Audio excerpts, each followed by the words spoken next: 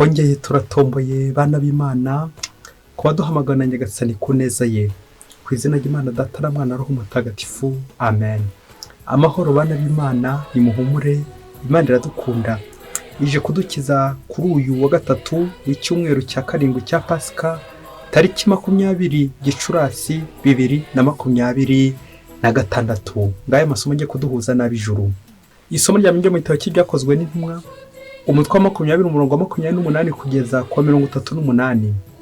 Pawulo asezera ku bakuru ba Efezi arababwira ati, murimenye rero ubwanyu, mumenye n'ubushyo mwaragijwe na Roho Mutagatifu, mube bashumba ba Kiliziya y'Imana Yezu yacunguje amaraso ye bwite. Nzi neza ko nimara kugenda muzinjirwamo n'ibirura by'ibihubuzi bitazababarira n'ubushyo, ndetse no muri mwe hazaduka abantu bavuga amagambo y'ibinyoma azatuma bigarurira abigishwa. Murabe maso rero, mwibuka ko mu myaka 3 yose, ijoro n'amanywa ndetse no mu marira, ntatuje kuburira buri muntu muri mwe. Ubu rero mbaragije Nyagasani kugira ngo ababarire, maze abakomereshe ijambo rye, kandi ku bwaryo abahe umurage hamwe n'abatagatifujwe bose. Nta kintu cy'umuntu uwo ari we wese nararikiye, cyaba feza, cyaba zahabu, cyangwa umwambaro. Namwe ubwanyu murabizi, ibiganza byanjye mureba nibyo nkesha ibyo nabaga nkeneye byose, kimwe na bagenzi banjye. Naberetse buri munsi ko ari ngombwa kuvunika dutyo kugira ngo tugoboke abatishoboye, twibuka n'amagambo Nyagasani Yezu yivugiye ubwe ati, utanga arahirwa kuruta uhabwa. Pawulo amaze kuvuga ibyo, arapfukama hamwe n'abo bari kumwe bose, maze arasenga. Nuko bose baraturika bararira, bamugwa mu ijosi baramuhobera. Bari bababajwe cyane nuko yaramaze kuvuga ko batazongera kumubona ukundi. Nuko baramuherekeza bamugeza ku bwato. Iryo ni ijambo ry'Imana. Zaburi ya 68. Ngoma zose z'isi nimuririmbire Imana yanyu. Imana yawe yakugeneye gukomera. Mana, erekana rero imbaraga zawe, wowe waragaragaje ibigwi ari twe urwanaho. Abami nibabona ingoro yawe iri ahirengeye muri Yerusalemu, bazatanguranwa kukuzanira amaturo. Ngoma z'isi nimuririmbire Imana, mucurangire Nyagasani. Nguwo aranguye ijwi rikomeye cyane, ubashe nimumuharire Imana. Mana, aho uri mu ngoro yawe uhorana icyusa. Imana y'Isiraheli niha abantu bayo imbaraga n'ubushobozi. Imana nisingizwe.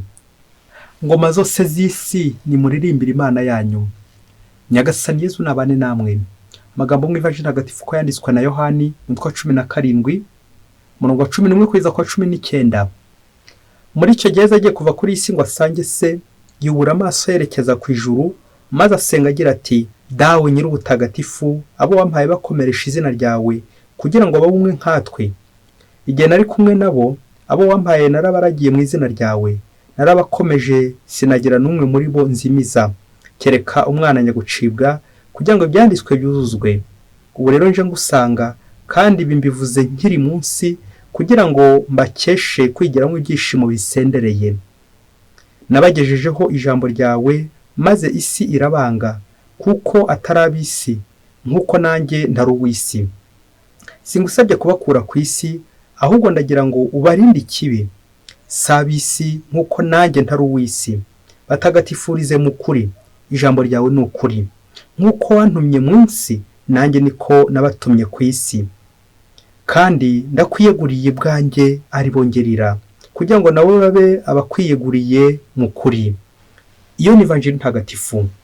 Bayoboke b'Imana nimugire amahoro. Aha tugeze ni kuri buri munsi. Iyo ufunguye buri munsi, wakagombye kubona ibisubizo by'Imana. Ibisubizo biturutse mu ijambo ry'Imana. Ibisubizo biturutse mu kanwa k'Imana. Ibisubizo biza gukuyobora mu bibazo ujya wibaza buri munsi. Ufungure rero buri munsi, ufungure buri munsi, ufungure abandi buri munsi, ijambo ry'Imana buri munsi, ineza y'Imana buri munsi. Amasomo y'uno munsi aratwerekeza ku ijambo ryiza rya rindi ryitwa murumuna w'Imana.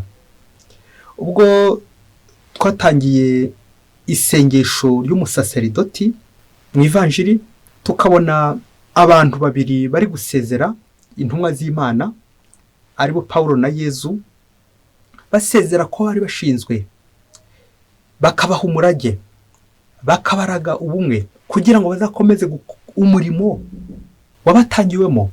Ngiki gisubizo. Amasomo y'uno munsi arakomeza muri uwo mujyo. Abo babiri bari gusabira abo bashinzwe, abo basize. Ubwo tujya kuzirikana ku isengesho, la prière d'intercession, isengesho ryo gusabira abandi. Ubuzima tubamo no gusabirana. Byavuga igira iti ibisabira sabirana, natwe turi bene muntu, ni ngombwa gusabirana. Gusabirana nta muntu n'umwe udakenera isengesho ry'undi. Niyo mpamvu izi ntumwa ziduhaye urugero, Pawulo na Yezu, gusabira abo dushinzwe. Ejo twumvise intangiriro y'amagambo yo gusezera kwa Pawulo na Yezu, gusigira abo dushinzwe umurage mwiza ari bwo bumwe. None nabwo ijambo ry'Imana rirakomeje nyine ryo gusezera ku mpande zombi, kwa Yezu ndetse no kwa Pawulo. Ariko by'umwihariko bari gusabira abo bashinzwe kugira ngo bakomere. Mugenzi wawe wowe iyo umusezeyeho umusabira iki? Pawulo twamwumvise mu isomo rya mbere aratangariza abanyefezi ko yarangije intera yagombaga kwiruka n'ubutumwa Nyagasani yamushinze. Na Yezu nawe mu ivanjiri arabwira se ko icyo yamwohereje gukora yagishoje neza, ubwo yagize ati, abo wampaye nabaragiye mu izina ryawe, narabakomeje ntihajya n'umunzimiza. Amen. Twumvise mu isomo rya mbere nabwo Pawulo nawe mu kurangiza ijambo rye aragize abanyefezi Imana. Nuko Pawulo arapfukama hamwe n'abo bari kumwe bose, maze arasenga. Na Yezu nawe mu ivanjiri arasabira intumwa ze ngo Imana izirinde ikibi. Ati batagatifurize mu kuri. Gutagatifuza, kugira abandi neza, nicyo cyazanye Yezu, gutagatifuza abana b'Imana, gutagatifuza abantu. Nguko uko izi ntumwa zidushishikaza natwe gusabirana. Ngiki kigomba gushishikaza intumwa kwiyegurira Imana, ugirira imbaga. Ndakwiyeguriye dawe ari bongirira. Mu buzima bw'abihaye Imana, mbere yuko usezerana mu bihaye Imana, mbere yuko uhabwa isezerano iri niri, abenshi bakunze gutora intego. Natungwa no muri amasomo n'intego nk'eshanu cyangwa zinarenze n'abanzi, cyangwa nawe ushobora kubuzi z'abasaseredoti abihaye Imana biyeguriye Imana bagiye bafata nka devize zabo n'intego z'ubuzima bwabo. Bamwe bati bangeshe kugira ngo ibyishimo bisendereye. Uyu mutwe wa 17 umurongo wa 13, umurongo wa 15, singusabye kubakura ku isi, ubarinde ikibi. Umurongo wa 17, batagatifurize mu kuri. 14, ndakwiyeguriye abo ngirira. 15 ndetse na 13, nje ngusanga Mana.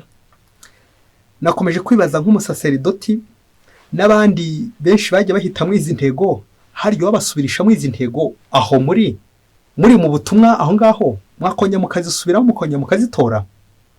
Izi ntego zose ziraganisha cyane cyane kuri uwo musaseridoti. Iyo ntumwa, uwo shefu ushinzwe abe akabasabira. Nguko umuntu ushinzwe abandi arangwa no guhangayika abashinzwe. Nguko uko umugabo atakagombye kuba hadasabira urugo rwe, n'umugore nawe nuko, abana nabo nuko. Gusabira ababyeyi babo, gusabira abana babo ababyeyi bagasabira abana babo, abo ushinzwe bakagusabira, nawe abagushinzwe bakagusabira. Gusabirana, ngiyo intego y'ubutumwa abantu dufite hano ku isi, guhekana, gusabirana. Hagore umushumba udasabira ubushyo bwe, hagore kandi intama zidasabira umushumba. Gusabira aboragijwe, abo ushinzwe. Ikindi kandi ukamenya ko gusabira abo ushinzwe atari uburenganzira bwawe, yaba atari n'igihe ushakiye, ryakabaye n'itegeko riri imbere mu mutima ku muntu wese. Dufatiye urugero kuri Pawulo na Yezu, ngaho umuyobozi n'umuyoborwa ari ngombwa gusabirana kugira ngo basoze neza ubutumwa bashinzwe, kuko buri wese afite ubwo ashinzwe. Gusabirana ngira isengesho rigomba gutaranga uyu munsi wose. Mubyeyi, fata agatambaro kawe, hari inkuru ngiye gukubwira ku buryo bishobora kuba gonga ukarira bitewe n'abantu ugiye kumva, bitewe na nyiri urugo ugiye kumva, uburyo yagotse, uburyo yahangayitse. Umunsi umwe mu gihugu kimwe hirya kure cyane, ngo umugabo n'umugore ngo barabanye bakundana. Mu gihe kiza kugera, umugabo agahora akeka ko umugore ashobora kuba amuca inyuma, ariko agashakisha ahantu hose yaba azabona gihamya kugira ngo amuteme cyangwa amwohereze iwabo, agashakisha. Umunsi umwe rero aza kumurindisha abaturanyi ngo bajye bamucungira bamurebere ibyo umugore abamo, maze azakurizeho amwirukana ajye iwabo. Nuko igihe kigeze, wa mugabo agiye kumva, yumva abaturanyi baramurabuye, bamurangira aho umugore ajya anyura, urugo ajya ajyaho. Ati uyu mugore anyura aha ngaha, uzamucunge, kandi yagezeyo hari umusore uhita nawe yinjira, ubundi bakaguma iyo. Umugabo koko arabicunga, aho ku mugoroba umugore yajyaga anyarukira, arabicunga umunsi wa mbere, arabicunga, none aza gufata icyemezo kubera ko yaramaze kubona umugore akunda kujyayo. Nuko aza gufata icyemezo cy'uko noneho ajya kugenda mbere agahamutanga, bityo aze kubona uburyo amufatisha. Nuko abangura kamera kugira ngo aze gufata filime y'ibintu byose baza kuba bari gukora. Aragenda, umugabo yinjira muri ya nzu, ahita ajya muri plafo, bishoboke ko yatoye kugira ngo abone hano kamera yiseseza, ubundi agenda bafata amajwi, amashusho, maze azabone gihamya cyo kwereka imbaga no mu rukiko ibyo bintu byose umugore amukorera uburyo amuca inyuma. Nuko wa mugabo koko aragenda azinduka mbere y'umugore, afata na kamera ajya mu plafo. Ageze hejuru koko akora nk'uko yabiteganyije. Nuko agiye kubona kubw'amahirwe abona umugore arinjiye, agiye hahandi. Nuko akomeza aramureba, kandi kamwanya agiye kubona wa musore nawe arinjiye. Nuko atangira gufata amashusho y'ibyo bari gukora. Reka rero urebe uburyo yaciye gutungurwa. Wa mugabo aratungurwa bikomeye cyane, wagiye kubona ari no kumva, yumva wa musore aravuze ati, Mana utabare papa wadutaye, turamusabira kugira ngo yongere agaruke mu rugo rwacu, maze twe kuzajya turerwa nk'imfubyi kandi dufite papa. Nyagasani udufashe koko papa umugarure mu rugo rwacu, amen. Nuko umugore nawe ari we nyina wa mwana ati, Mana utabara umugabo wanjye nubwo yadutaye, ariko ndagusaba kugira ngo umfashe, umpe kumwumvira, umpe kumwubaha, umurinde ikibi, umurinde nabi, umurinde ikibi cyose cyamugira nabi, umufashe inzira zose zigorore, umufashe maze uzongera umutugarure mu rugo rwacu, maze twunge ubumwe, tubane neza, urugo rwacu rw'amahoro. Umurinde umurengere umugabo wanjye ndamugutuye Nyagasani, umufashe kandi umurengere, amen.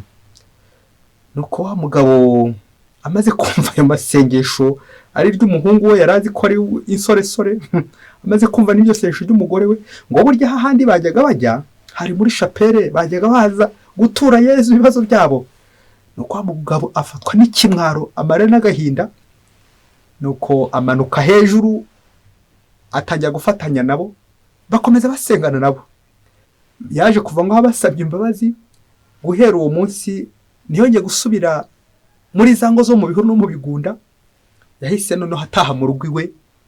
Ubu babanye neza n'umugore we n'abana be, bameze neza kubera Imana. Bayoboke b'Imana, Yesu Kristo akuzwe. Nkuko natwe umunsi umwe tuzatungurwa. Isengesho riratungurana. Igihe cyose wateruye ugasabira umuntu mutari kuvuga rumwe, umugabo guca inyuma, umugore guca inyuma, umuntu mubana ukugira nabi, Nyagasani arakumva. Nyagasani atega amatwi isengesho ry'umunyabyaha wicujije. Nyagasani atega amatwi isengesho ry'umunyabyago. Nta namwe Nyagasani abura kugutega amatwi. Ngaho natwe Nyagasani abakeneye ko twagera gusabira nabo bose tutavuga rumwe, gusabirana. Reka dusoreze ku tuntu dutatu tuza kugukebura nawe urebe niba koko ugifite inshingano zo gusabirana, zo gusabira abandi. Icya mbere, abari mu rugo ni magirirane. Umugabo agasabira umugore we, umwana agasabira ababyeyi be, umugore agasabira umugabo we. Ntukareke umuntu mubana nubwo yaba ari umunyamafuti ngo umuterere hirya, ahubwo ujye umusabira. Winginga Imana, ujya gutakambira Nyagasani, ujya mu kiliziya, kandi nubwo yaba atakubanira neza, muvugira isengesho, musabire. Isengesho uvugiye umuntu nk'uwo, Nyagasani aritambukamo, araryumva kugeza ubwo azagusubiriza kuko agukunda. Icya kabiri twazirikana, wakubaza ikibazo cyo usabira umuntu mutavuga rumwe wakibona. wakubaza icyo ujya usabira umugabo wakibona, umuntu mubana umusabira iki? Icyo rero umusabira ujye umenya ko niba kuko ubikora n'umutima mwiza, Nyagasani umunsi umwe azakumva. Nyagasani yumvise amasengesho y'intabwa menshi, Nyagasani yagiriye neza abantu bose bamutakira. Wowe w'umukristo, wowe usenga, hacura iki igihe cyose ugiye kumusaba umutakambira? Usabira iki umuntu mutari kuvuga rumwe? Icya gatatu tujya gusorezaho, reka duce bugufi twiragize Monika Mutagatifu wa mujyi Augustine. Wabonaga afite ikibazo mu rugo rwe, afite umupagani Patrice umugabo we wari ntagondwa, akararura umuhungu we Augustine. Nuko igihe kimwe cyagera, Monika akajya mu kiliziya agasenga, akarira Yezu. Isengesho yaje kumvwa n'Imana, yamarira Imana irayumva amarira ya Monika. Bigeze ubwo Patrice yaje kubatizwa, wa muhungu Augustine we yari yarararuye nawe aragaruka, yabaye n'umutagatifu kirangirire, umutagatifu ukomeye. Kubera iki? Rya sengesho ry'umubyeyi. Umubyeyi ubona akaga arimo, akajya muri shapeli, akajya gutakamba, agapfukama, agasenga. Isengesho ry'Imana iraryumva cyane. Dusabe inema natwe gutarambika isengesho igihe cyose turi mu kaga, igihe cyose hari abadushikamiye, igihe cyose dufite ibibazo mu ngo zacu, n'igihe turi mu gihe cy'amakuba, amagorwa ndetse n'igihe cy'ibyishimo. Ntukarekure isengesho, ntukarambike isengesho, ntukarambirwe no gusenga. Dusabe Nyagasani, dusabire abandi buri munsi. Mwese Imana ibahe umugisha. Imana Data na Mwana na Roho Mutagatifu. Amen. Padiri Masomo Ladislas wa Diyosezi ya Cyangugu.